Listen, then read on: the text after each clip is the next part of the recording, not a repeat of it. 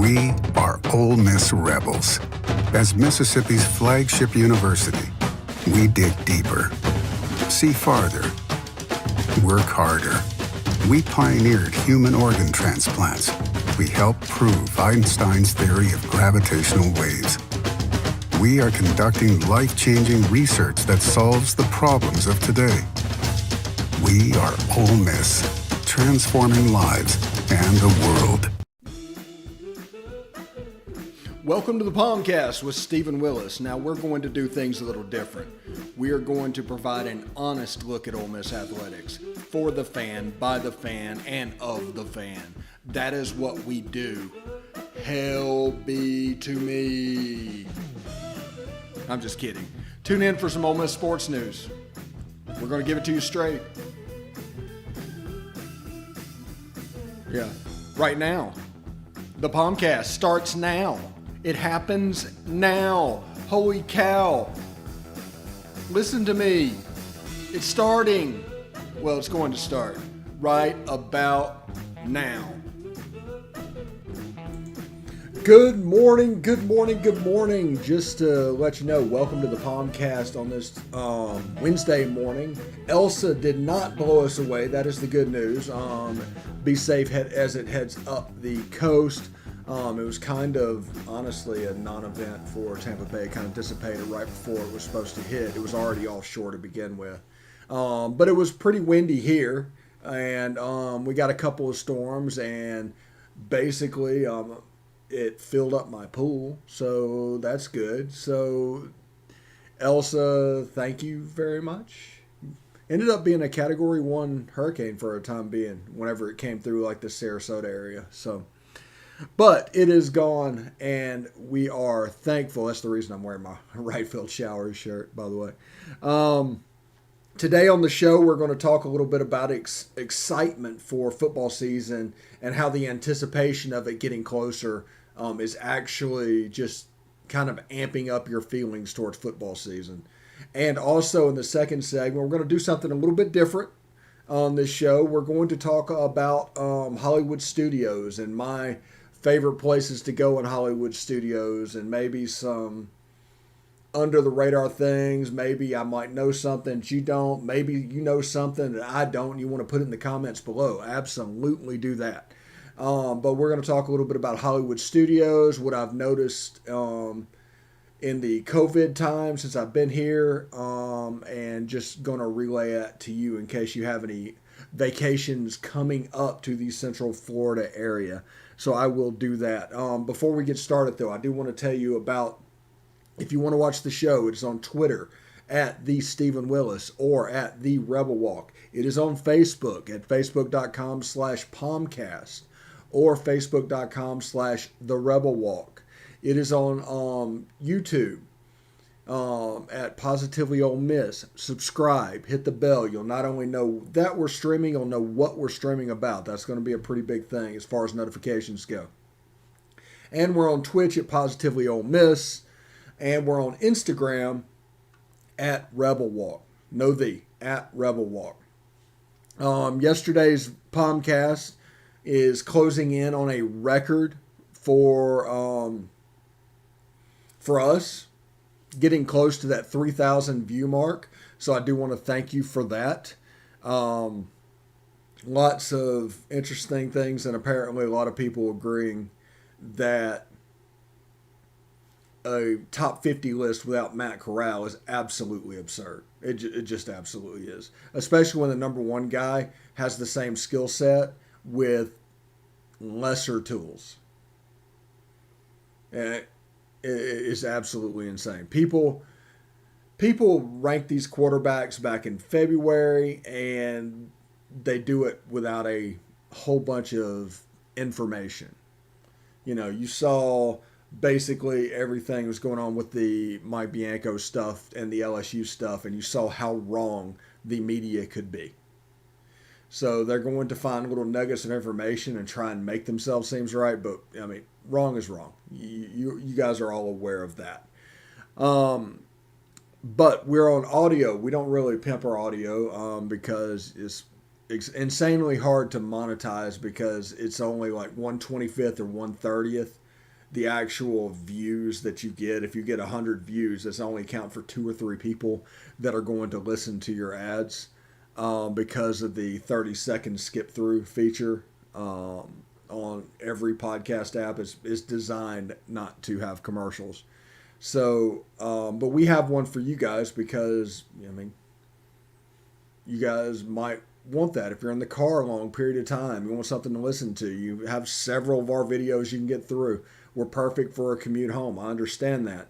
You can catch us on Google Podcast, Apple Podcast, Stitcher, SoundCloud, Spotify, iHeartRadio, TuneIn Radio, and Pandora. We're also on smaller podcatchers, but this is only a 30-minute podcast, and, well, we don't want to run out of time naming them all. But thank you very much for tuning in today.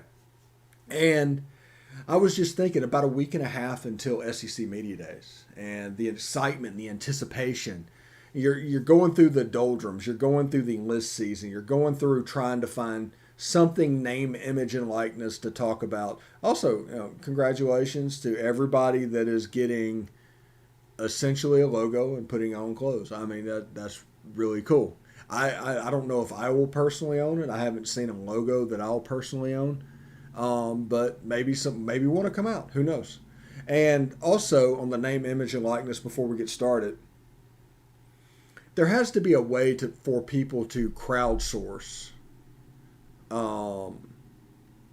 name, image, and likeness. There has to be some sort of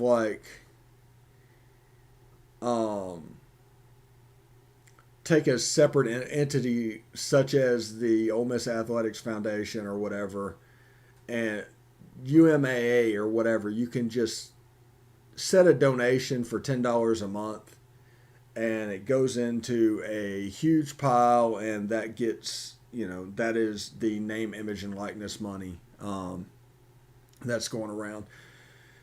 That would be a really cool thing. Just $10 a month. That'd be really fantastic to do.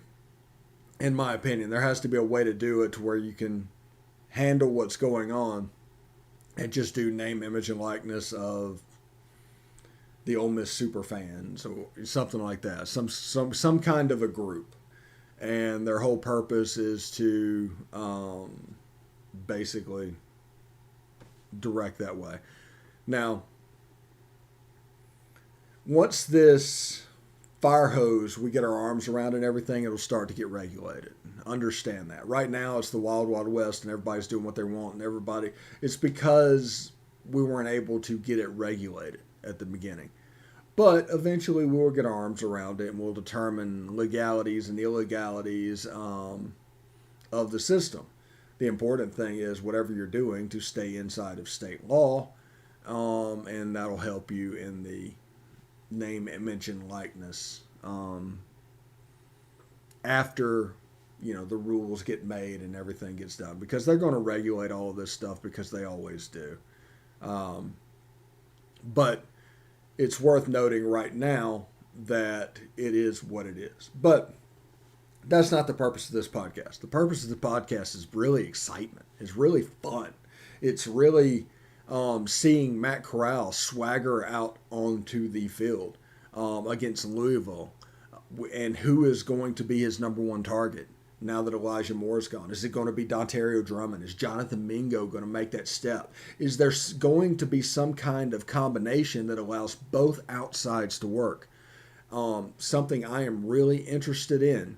Now, there's usually only one deep route at a time, but being able to play games off of corners, because listen, people that are kind of lazily covering college football, they love to put the top players in college football as Eli Ricks and Derek Stingley. You'll see that Derek Stingley 1 or 2, Ricks 7 or 8 in the country, any type of rankings. Well, most teams at the college level do not have a number 2 receiver that's on the level of the number 1 receiver. Devontae Smith at Alabama.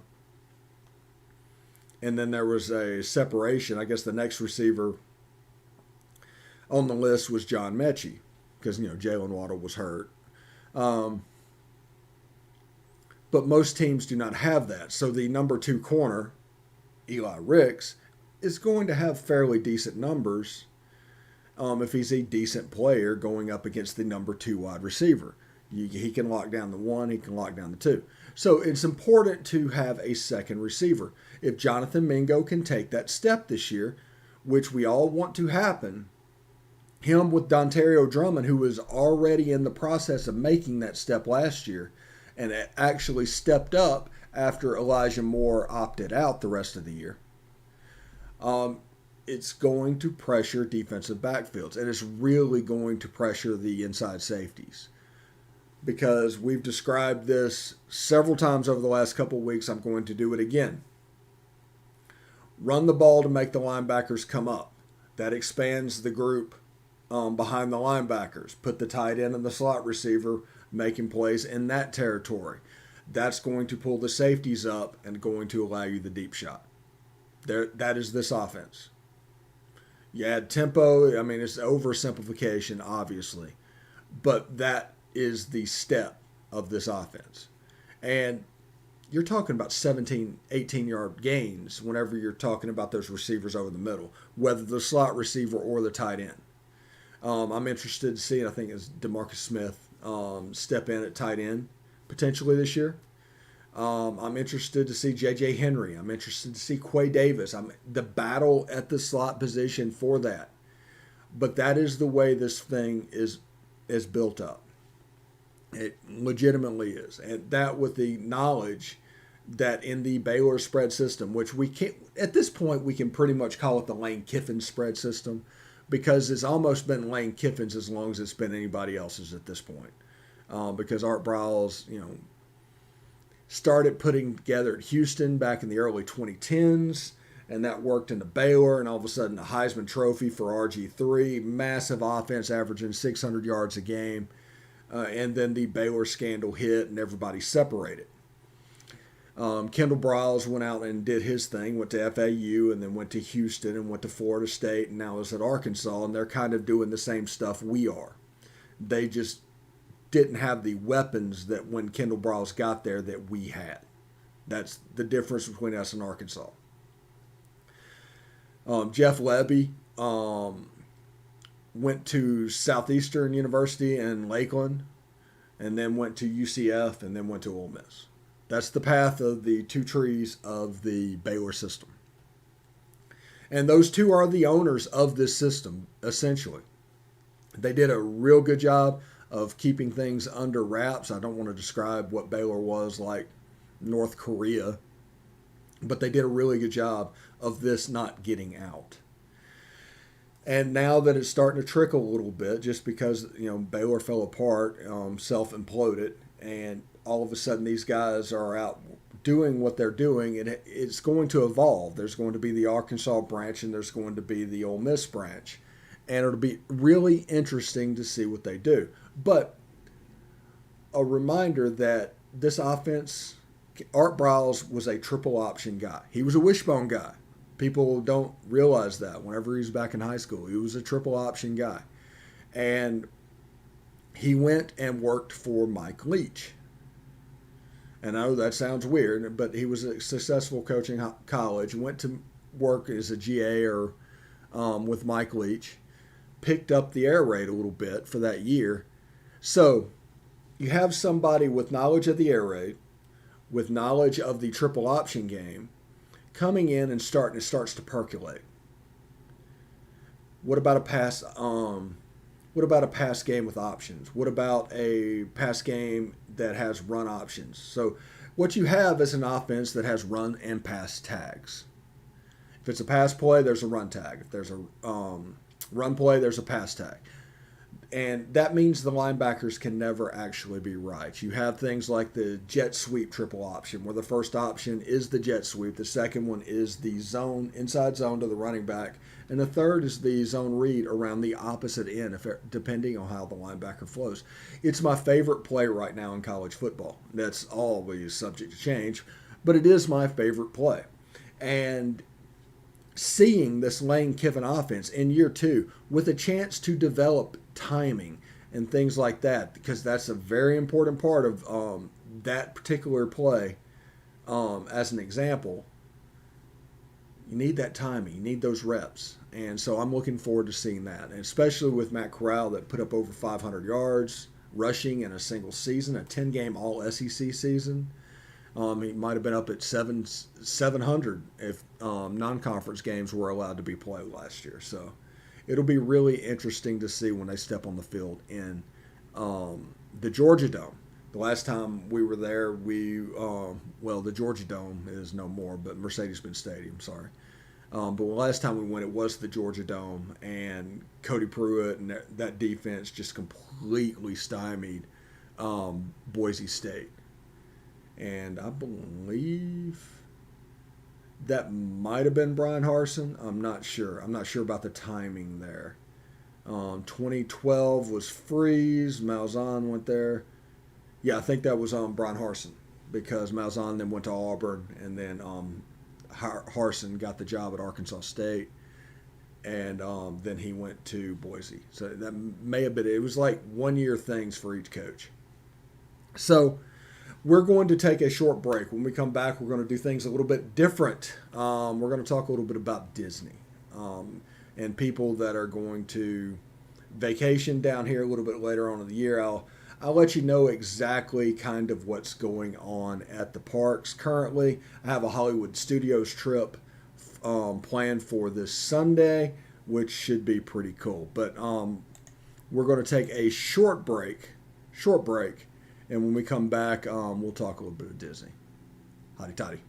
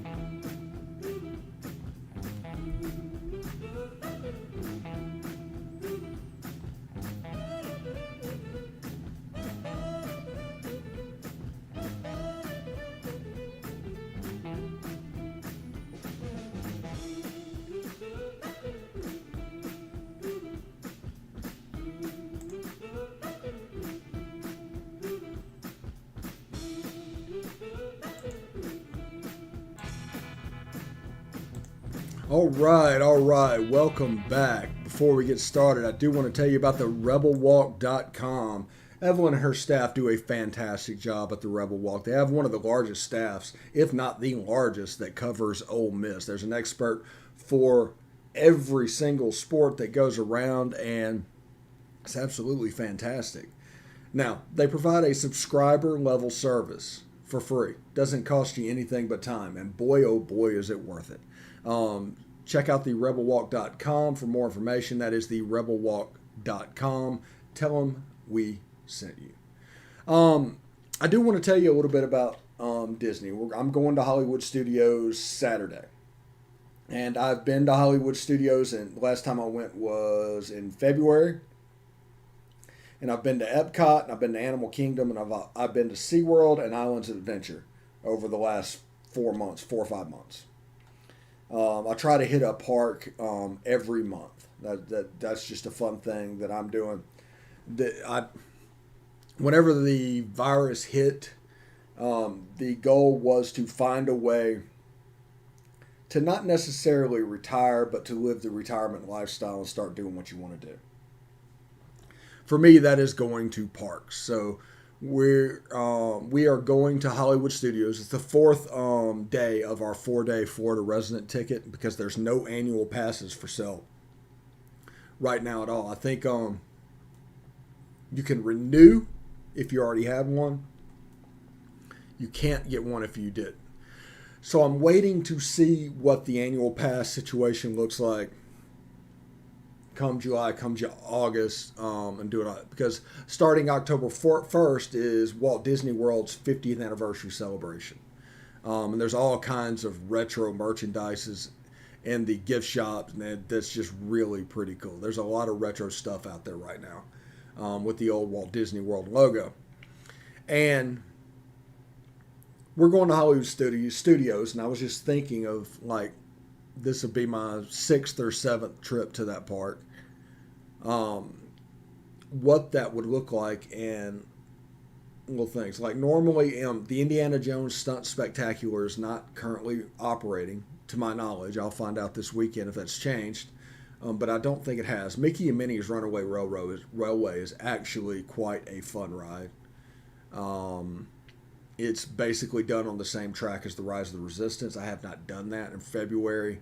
I could not get a virtual queue to get in the line for the Rise of the Resistance, so I didn't do that. So also I didn't do Smuggler's Run, so I haven't ridden either of the Star Wars Land rides, which that's fine. That's, we're going to try and do that this time, and we're going to be set up for virtual queues. And basically, a little bit of word of advice: when you're doing your virtual queue, get all the way to the end where you have to hit one button at 7 o'clock. If you take all the time to go all the way through it, by the time you get through it, you're not going to get one.